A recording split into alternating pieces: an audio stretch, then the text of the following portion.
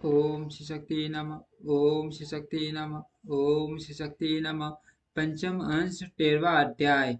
गोपों द्वारा भगवान का प्रभाव वर्णन तथा भगवान का गोपियों के साथ रास क्रीड़ा करना। श्री पराशर जी बोले, इंद्र के चले जाने पर लीला बिहारी श्री कृष्ण चंद्र को बिना प्रयास ही गोवर्धन पर्वत धारण करते देख गोपगण उनसे प्रीति पूर्वक बोले, हे भगवान, हे माँ बाघ, आपने गिरिराज को धारण कर हमारी और गौओं की इस मान भय से रक्षा की है।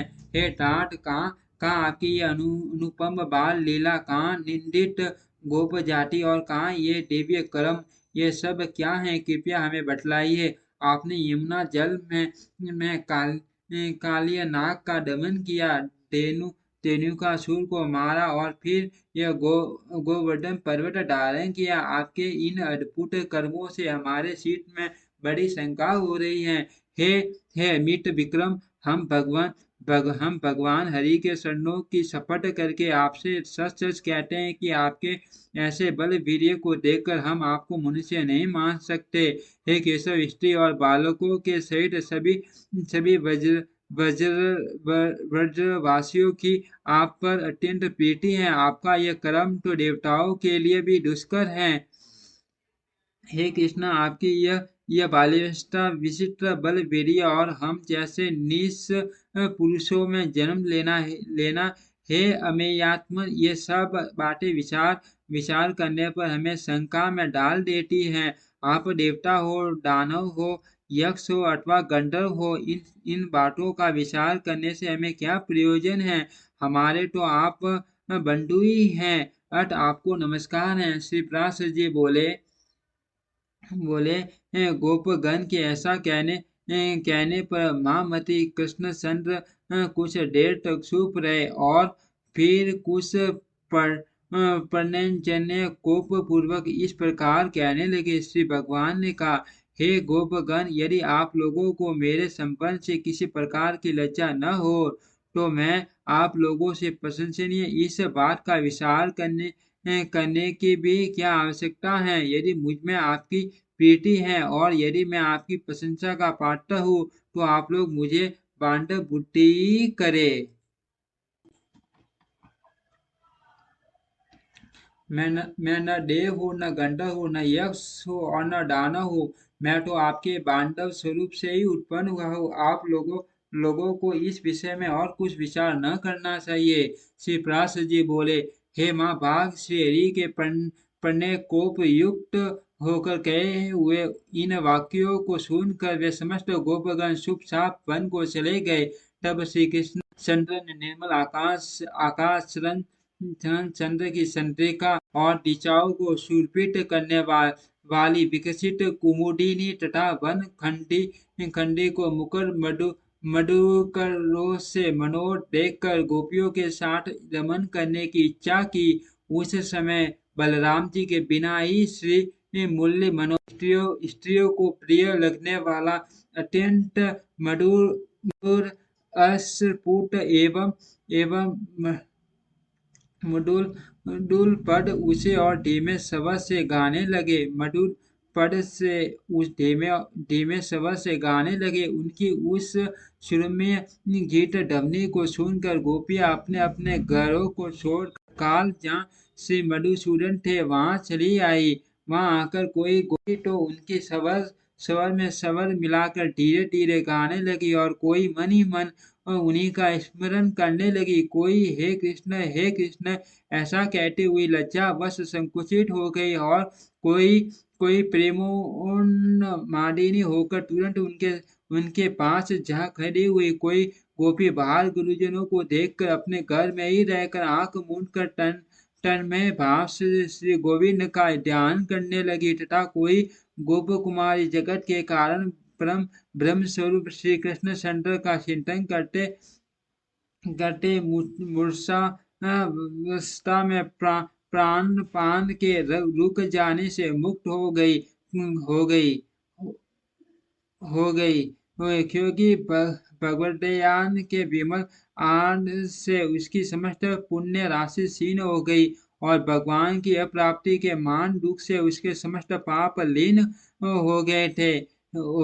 गोपियों से घिरे हुए रसारंभ रूप रस के लिए उत्कंठ श्री गोविंद से उस सरस सुंदर सुशोभिता रात्रि को रास करके सम्मानित किया। उस समय भगवान कृष्ण के अन्यत्र चले जाने पर कृष्ण श्रेष्ठता के अधीन हुई गोपियां या युक्त बनाकर वृंदावन के अंदर विचरने लगी। कृष्ण कृष्ण में निबद्ध सिद्ध हुई ब्रज ब्रजांगनाएं परस्पर इस प्रकार वार्तालाप करने लगी। उसमें से एक गोपी कहती थी, मैं कृष्ण हूँ, देखो वो कैसे सुंदर चाल से चलता हूँ, तनिक मेरी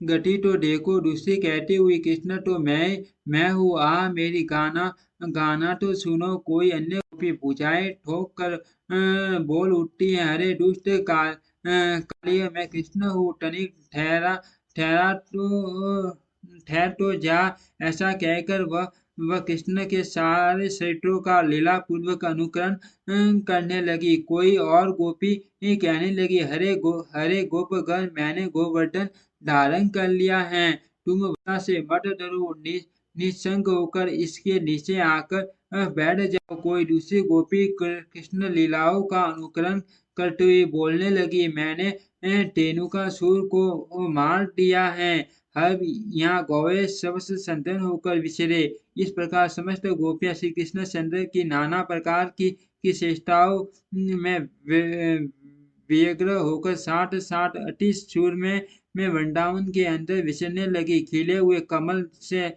जैसे नेत्रों वाली एक सुंदरी गोपा गन्ना सर्वांग पुलकित हो पृथ्वी की ओर देख कर कहने लगी, अरे आली, ये लीलाल लीटगामी कृष्णचंद्र के ध्वजा वज्र अंकुश और कमल आदि की रेखाओं से सुशोभित पंडित तो देखो, और देखो उनके साथ कोई पुण्यवती मदमाती युवती भी आ गई है।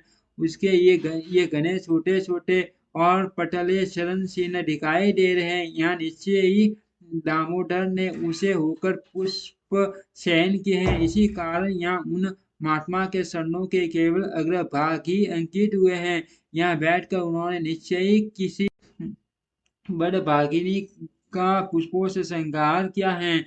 अवश्य ही उसने अपने पूर्व जन्म में सर्वात्मा श्री कृष्ण भगवान की उपासना की होगी। और यह देखो, पुष्प बंधन के सम्मान से गर्विता होकर और उसके मान करने पर श्री नंदन उसे छोड़कर इस मार्ग से चले गए हैं। अरे सखियों, देखो यहाँ कोई नितंबार के कारण मंदगामिनी गोपी कृष्ण चंद्र के पीछे पीछे गई हैं। वह अपने गंतव्य स्थान को तीव्र गति से गई है। इसी से उसके चरण चिन्हों का अग्रभाग कुछ नीचे दिखाई देते हैं। यहाँ वह सखी उनके हाथ में अपना पानी ही पल्लव देकर चली हैं। इसी से उसके चरण चिन्ह अपराधीन से दिखलाई देते हैं। देखो, यहाँ से उस मंदगामिनी के निराश होकर लौटने के चरण चिन्ह दिख रहे हैं। मालूम होता है उस दुरत ने उसकी अन्य आंतरिक अभिलाषाओं को पूर्ण किए बिना ही केवल कर स्पर्श करके उसका अपमान किया है। यहाँ कृष्ण ने अवश्य उन गोपी से कहा है,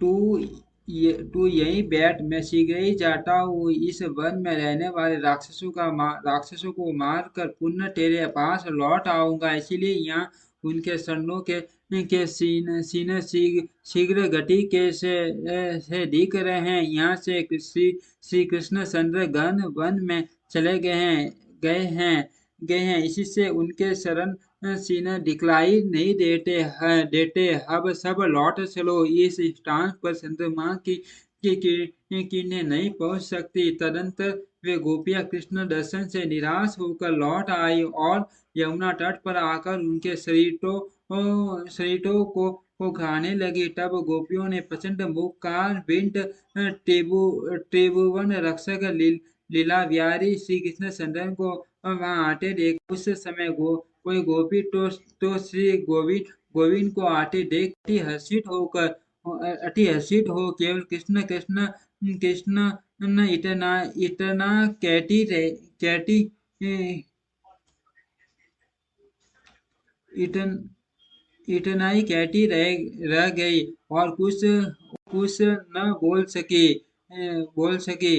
कोई प्रणय कोप बस अपने बरु भंगी भंगी से ललाट सिकोड़ कर श्री हरि को देखते हुए अपने नेत्र रूप बर्म द्वारा उनके मुख कमल का मरकंड पान करने लगी। कोई गोपी गोविंद को देख नेत्र बूंद बूंद कर उन्हीं के रूप का ध्यान करते हुए वे योगारूढ़ से भाषित होने लगी। तब से माधव किसी से प्रिय भाषण करके किसी की और से देखकर और किसी का हाथ पकड़कर उन्हें मनाने लगे। फिर उदार सरित से हरि ने उन प्रसन्न शीत गोपियों के साथ रास मंडल बनाकर आदर पूर्वक रमन किया, किंतु उस समय कोई भी गोपी कृष्णचंद्र के सानिध्य को न छोड़ना चाहती थी। इसलिए एक ही स्थान पर स्थित होने के कारण रासोचित मंडल न बन सका। तब उन गोपियों से एक का हाथ पकड़कर श्री हरि ने रास मंडल की रचना की। उस समय उनके करस्पर्श से प्रत्येक गोपी की आंखें आनंद से मूंद जाती थी। तदंतर रास क्रीड़ा आरंभ हुई। उसमें गोपियों के चंचल कंकणों की झनकार होने लगी और फिर क्रमश शरण वंदन संबंधी गीत होने लगे।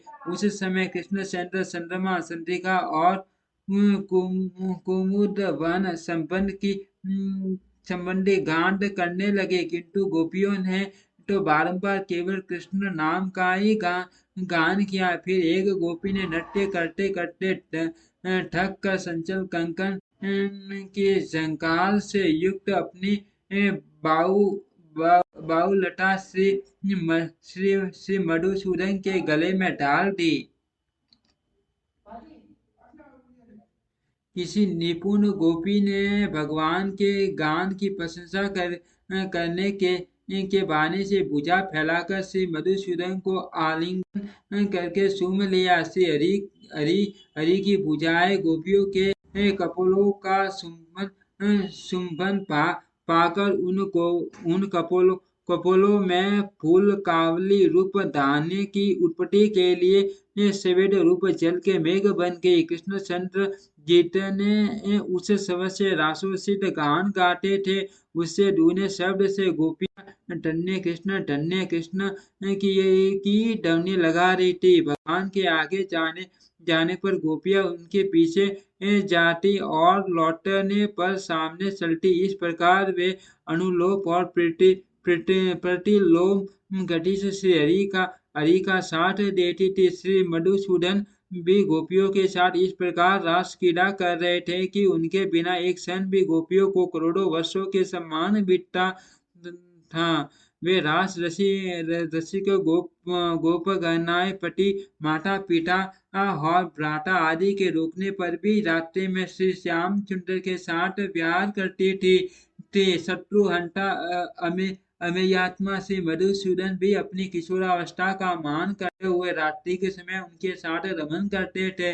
वे सर्वव्यापी ईश्वर श्री कृष्णचंद्र गोपियों में उनके पतियों में तथा समस्त प्राणियों में आत्मा स्वरूप से वायु के समान व्याप्त थे। जिस प्रकार आकाश अग्नि पृथ्वी जल वायु और आत्मा समस्त प्राणियों में व्याप्त हैं, उसी प्रकार वे भी सब पदार्थों में व्यापक है। इति श्री विष्णु पुराणे पंचमो अंश त्रयोदशो अध्यायम्। ओम श्री शक्ति नमः। ओम श्री शक्ति नमः। ओम श्री शक्ति नमः।